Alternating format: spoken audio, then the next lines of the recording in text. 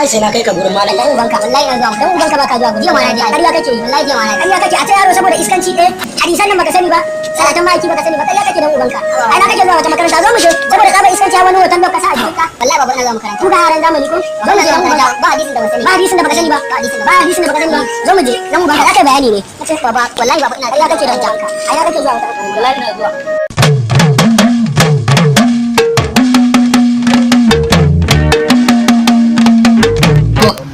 Bismillahir Rahmanir Rahim. Kai, Allah ya gaskiya. Wa alhamdulillahi Rabbil alamin.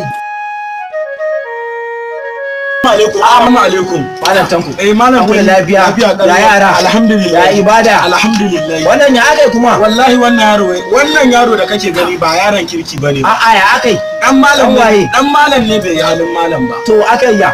Wallahi yaron nan da kake gani kurgumin jahili ne. Ya akai haka. Saboda hadisi babu wanda ya sani. Yaka. Wai dan wajen ka ne? An waje na ne banka. Sige. Malam zauna mana. Zan gyara masu ni nake gyara lalatattu ai. Nake gyara lalatattu. Baya zuwa makaranta. Kare ma kuwa ko hadisi yaron nan ya biye wa 'ya'yan banza ko hadisi ba zai iya karantawa ba. Si bai iya karantawa ba. Kware wallahi na iya duk abin da ya tambaya a zan ba da ansa. an zo gurin haka nake so dan ubanka.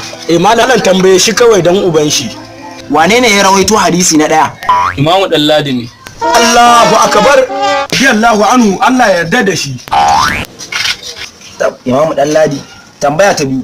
Wane ne ya rubuta Dalailu? Abun si Ibrahim ne limamin layin. Allahu akbar. Yaro ashe kana bibiyan malamai karfa na ma. Allahu akbar. Yaro ashe karfa na ma ni ne har da kawo ka gurin malam. To tayi mu tafi gida. Alhamdulillah. Malam da tau.